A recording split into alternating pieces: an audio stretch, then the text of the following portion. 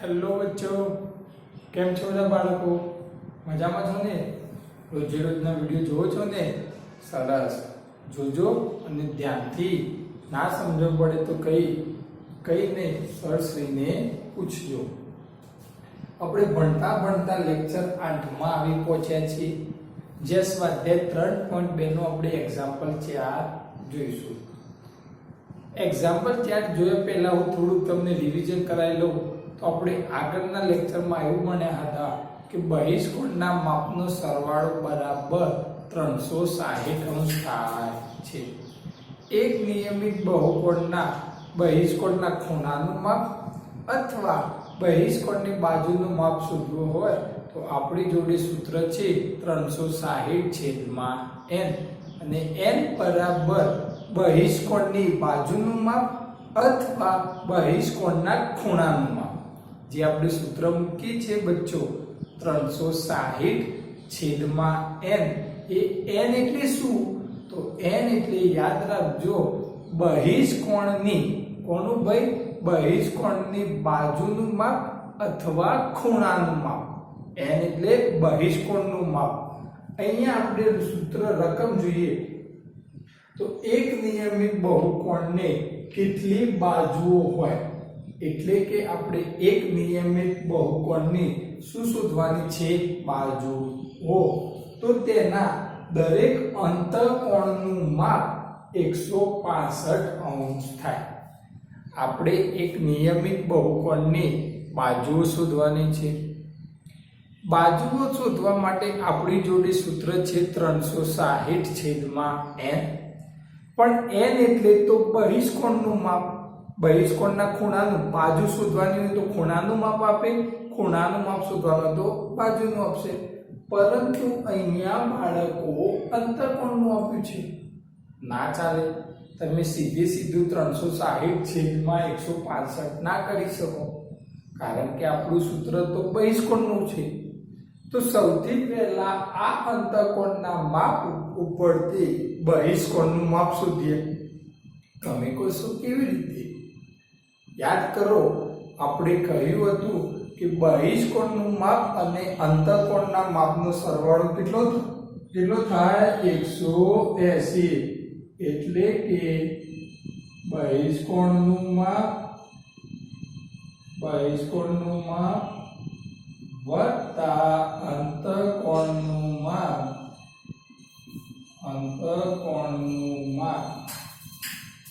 બરાબર 180. બહિષ્કોણનું માપ વત્તા અંતઃકોણનું માપ બરાબર 180.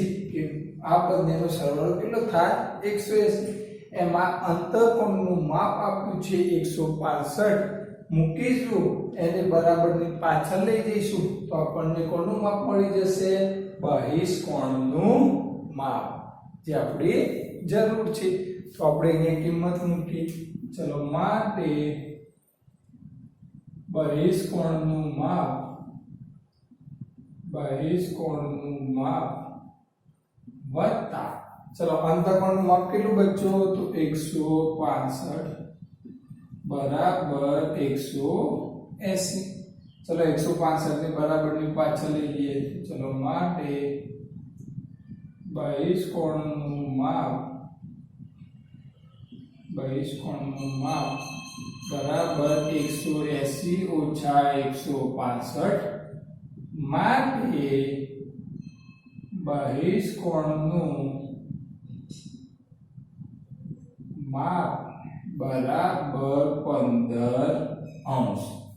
એટલે કે બહિષ્કોણના ખૂણાનું માપ કેટલું મળી ગયું? 15°. હવે તમે સૂત્ર મૂકી શકો. કયું સૂત્ર ભાઈ?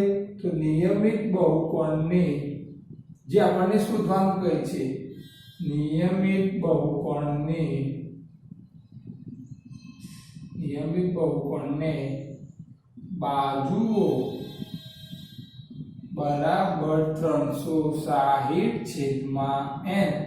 હવે n એટલે બહિષ્કોણનું માપ, ખૂણાનું માપ. તો 360/15. 15 24 તો બરાબર 24. 20 એટલે ખ્યાલ આવ્યો આપણી જોડે અંતઃકોણનું માપ હતું હવે આપણું જે સૂત્ર છે એટલે જ્યાં n એટલે તો બહિષ્કોણનું માપ તો આપણે આ અંતઃકોણના માપનો ઉપયોગ કરીને સૌથી પહેલા બહિષ્કોણનું માપ શોધ્યું અને બહિષ્કોણનું માપ શોધ્યા પછી આપણે 360/n સૂત્ર મૂકી શકીએ જો ડાયરેક્ટ તમને અહીંયા બહિષ્કોણનું માપ આપ્યું હોત તો સીધું આપણે અહીંયા સૂત્ર મૂકવું પડે એમાં પછી આ ગણતરી બતાવવાની હોય નહીં તો બચ્ચો સ્ક્રીનશોટ લેવો હોય તો સ્ક્રીનશોટ લઈ લેજો અને યાદ રહી જાય તો ગણતરીમાં પછી યાદ રાખીને મોઢે ગણી લેજો યાદ રાખવાનું અંતઃકોણનું માપ આપીને બાજુ શોધવાનું કે તો આ આપણું જે બહિષ્કોણનું માપ વત્તા અંતઃકોણનું માપ બરાબર 180 આની મદદથી બહિષ્કોણનું માપ શોધજો અને પછી જ નીચે સૂત્ર મૂકજો ચલો જોઈ લો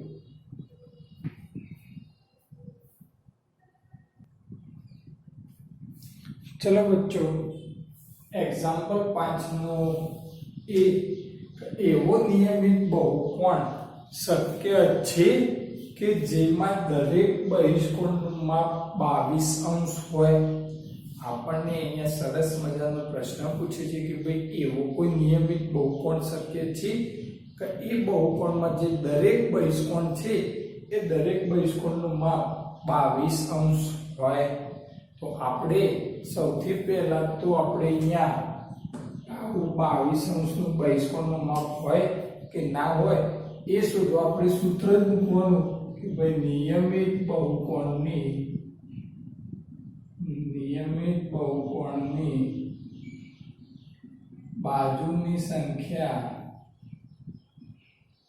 બાજુની સંખ્યા બરાબર 360/n n એટલે બહિષ્કોણની બાજુ અથવા બહિષ્કોણના ખૂણા અહીંયા ખૂણાનું માપ આપ્યું છે એટલે આપણે બાજુ શોધીએ છીએ તો 360/22 ચલો ભાગાકાર કરીએ તો 360/22 22 એકા 22 6 માંથી 2 જાય તો 4 3 માંથી 2 જાય 1 અને 0 ચલો 22 પંચે 5 દુ 10 વધી પડી 5 દુ 10 ને 1 11 ચલો ને તો 22 6 આની નજીક ચલો 22 70 7 દુ 14 વધી પડી 7 દુ 14 ને 1 15 તો તમે 22/140 થશે નહીં જવાબ શેમાં આવશે પોઈન્ટ એનો મતલબ એમ કે 360/22 થતા નથી 360/22 થતા નથી એટલે તમને જવાબ પૂર્ણ સંખ્યામાં મળે નહીં હવે ક્યારે કોઈ આવી બાજુ હોય ભાઈ કોઈ આવી આ બાજુ તો કેવી હોય 10 બાજુ 5 બાજુ 15 બાજુ કે 20 બાજુ આવી ક્યારે બાજુ હોય 360/22 ના હોય તો આપણે અહીંયા લખી દેવાનું કે ના કોઈ પણ બહુકોણમાં એટલે કે નિયમિત બહુકોણમાં બહિષ્કોણનું માપ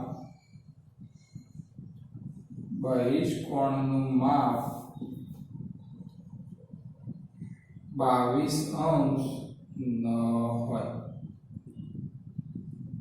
ભાઈ 22 હોય નહીં કેમ ના હોય કારણ કે આપણે 360/22 કર્યા તો થતા નથી એટલે કે પૂર્ણ સંખ્યામાં જવાબ મળે નહીં તો માટે ના કોઈ પણ બહુકોણમાં બહિષ્કોણનું માપ 22 હોય નહીં ખ્યાલ આવી જાય સ્ક્રીનશોટ લેવો હોય તો સ્ક્રીનશોટ લઈ લો અને આનો ડી જોઈએ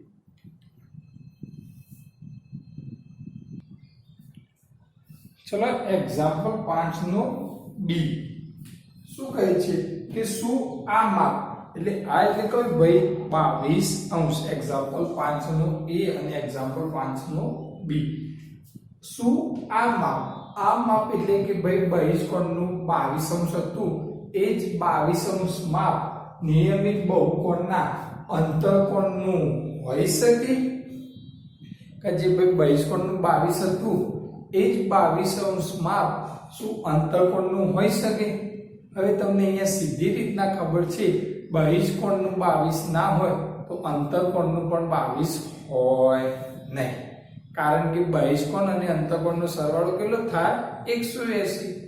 પણ અહીંયા આપણે ચેક કરવું છે તો સૌથી પહેલા તો આપણે અંતઃકોણનું માપ કેટલું આપ્યું છે 22. શું આ માપ આ એટલે કે 22 માપ અંતઃકોણનું હોઈ શકે? એટલે કે જે 22 માપ છે એ કોનું માપ છે? અંતઃકોણ.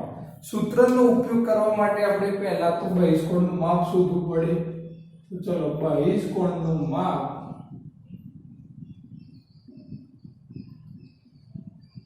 બરાબર. હવે તમને ખ્યાલ છે આપણે હાલ જ આગળ એક એક્ઝામ્પલ ભણ્યા હતા કે બહિષ્કોણનું માપ વત્તા અંતઃકોણનું માપ બરાબર 180. અંતઃકોણનું માપ આપ્યું તો 165, એના ઉપરથી આપણે શોધ્યું એટલે કે 180 માંથી શું કર્યા બાદ આપણે 180 ઓછા અંતઃકોણ. એટલે પેલું જ સૂત્ર છે બહિષ્કોણનું માપ વત્તા અંતઃકોણનું માપ વાળું. પાછા તમે એવું ના કહેતા એક સરળ નવું સૂત્ર ક્યાંથી લાવ્યા? એ જ સૂત્ર છે પણ મેં એક સ્ટેપ ઘટાડ્યું, સીધું અંતઃકોણને બાદબાકીમાં લઈ ગયું તો બરાબર 180 ઓછા અંતઃકોણનું માપ 22 એટલે 158. કેટલું ભાઈ? 158.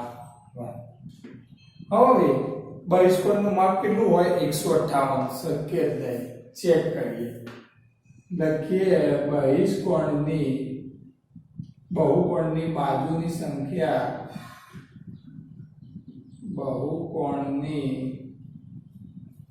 બાજુની સંખ્યા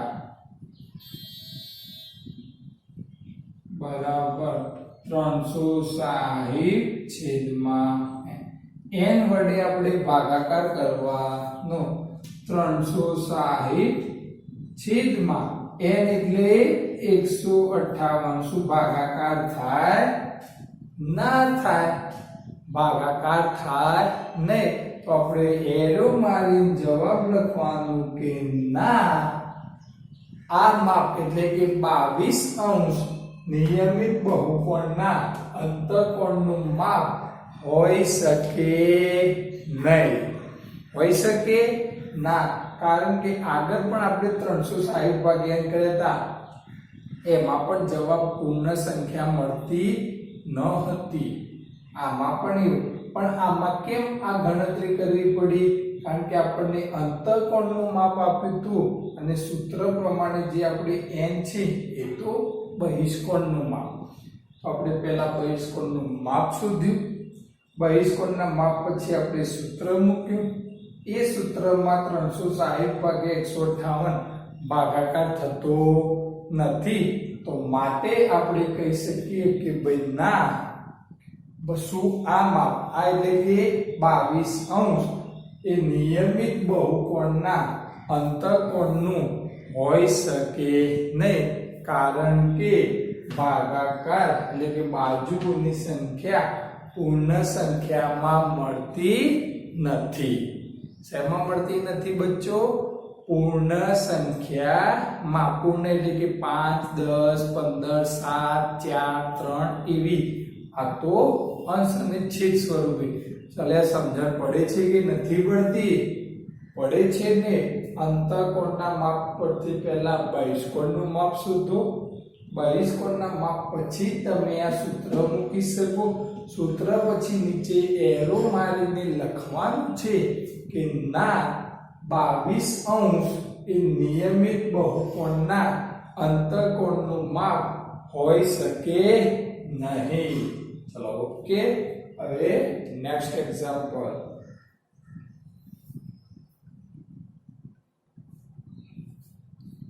ચલો બચ્ચો, એક્ઝામ્પલ 6 ના 2 ખાલી જગ્યાઓ છે. આ બે ખાલી જગ્યા સ્વરૂપે પૂછાય છે તો આપણે ખાલી જગ્યા સ્વરૂપે જ આને આન્સર આપીશું. કેવી ખાલી જગ્યા કે નિયમિત બહુકોણમાં અંતઃકોણનું ઓછામાં ઓછું માપ ખાલી જગ્યા હોઈ શકે. સૌથી નાનો નિયમિત બહુકોણ કયો? સમબાજુ ત્રિકોણ. નિયમિત એટલે જેમાં બાજુઓ અને ખૂણાના માપ કેવા હોય? સરખા. સૌથી નાનામાં નાનું નિયમિત બહુકોણ સમબાજુ. તો એના દરેક અંતઃકોણનું માપ એટલે અંદરના ખૂણાનું માપ કેટલું હોય છે? 60°. તો નિયમિત બહુકોણમાં અંતઃકોણનું ઓછામાં ઓછું માપ કેટલું હોઈ શકે છે? તો 60°. કારણ કે સૌથી નાનું નિયમિત બહુકોણ કોણ છે ભાઈ? સમબાજુ ત્રિકોણ. તો યાદ રાખજો, 1 માર્ક્સની ખાલી જગ્યા પૂછાય છે કે નિયમિત બહુકોણમાં અંતઃકોણનું ઓછામાં ઓછું માપ ખાલી જગ્યા હોઈ શકે છે. તો કેટલું હોઈ શકે છે? 60°. અને નિયમિત બહુકોણમાં બહિષ્કોણનું વધુમાં વધુ માપ કેટલું હોઈ શકે? 120°. નિયમિત બહુકોણમાં બહિષ્કોણનું વધુમાં વધુ માપ કેટલું હોઈ શકે? 120. કેમ? અંતઃકોણનું કેટલું? 60. તો બહિષ્કોણનું કેટલું હોય? તો બહિષ્કોણનું માપ બરાબર 180 ઓછા અંતઃકોણનું. તો 180 ઓછા 60 એટલે કેટલા? 120. બીજું કઈ યાદ રાખવાની જરૂર નથી. માત્ર ને માત્ર એટલું યાદ રાખજો, ખાલી જગ્યા સ્વરૂપે. તો નિયમિત બહુકોણમાં અંતઃકોણનું ઓછામાં ઓછું માપ કેટલું હોઈ શકે? 60. અંતઃકોણનું ઓછામાં ઓછું 60. બહિષ્કોણનું વધુમાં વધુ કેટલું? 120°. ખાલી જગ્યાઓ યાદ રહી જશે. આ તમારે લખવાના ને નીચે ખાલી જગ્યા સ્વરૂપે બનાવી દેજો. કેવી? તો નિયમિત બહુકોણમાં અંતઃકોણનું ઓછામાં ઓછું માપ ખાલી જગ્યા હોઈ શકે 60. નિયમિત બહુકોણમાં બહિષ્કોણનું વધુમાં વધુ માપ ખાલી જગ્યા હોઈ શકે 120°. આ બંને ખાલી જગ્યા બનાવી દે. હવે આપણે અહીંયા આ સ્વાધ્યાય પૂર્ણ થાય છે. આ સ્વાધ્યાય પછી જે હવે આવે છે એ ચતુષ્કોણના પ્રકાર અને એના ગુણધર્મો આવે છે. એક વિડીયોમાં 3 ગુણધર્મો ચાલશે અને પછી આપણે એના એક્ઝામ્પલ સમજાવીશું. આજનું ગૃહ કાર્ય તમારે બાકી હતું એમ એક્ઝામ્પલ 4, એક્ઝામ્પલ 5 અને એક્ઝામ્પલ 6 તથા ઉદાહરણ 1 અને ઉદાહરણ 2. ઉદાહરણ 1 અને ઉદાહરણ 2 આમાં x ખૂણાનું માપ શોધવાનું છે. ઉદાહરણ 1 માં જે ક્યાં છે? બહાર. એટલે ઉદાહરણ 1 માં સીધું મૂકવાનું. બહિષ્કોણનું માપ બરાબર 360°. આવડી જશે. સ્વાધ્યાય 3.2 ના એક્ઝામ્પલ 1 જેવું છે. ત્યારબાદ ઉદાહરણ 2 પણ આવડી જશે. એમાં સૂત્ર આવશે બહિષ્કોણની બાજુઓની સંખ્યા બરાબર 360/n. 360 બહિષ્કોણનું માપ આપ્યું છે 45. તો 360/45 તમારો જવાબ મળી જશે 8. તો આજનું તમારું ગૃહ કાર્ય ઉદાહરણ 1, ઉદાહરણ 2 તથા સ્વાધ્યાય 3.2 માંથી એક્ઝામ્પલ 4, એક્ઝામ્પલ 5 અને એક્ઝામ્પલ 6. આવતીકાલના વિડીયોથી આપણે ચતુષ્કોણના પ્રકાર વિશે અને તેના ગુણધર્મો વિશે અભ્યાસ કરીશું. ધન્યવાદ.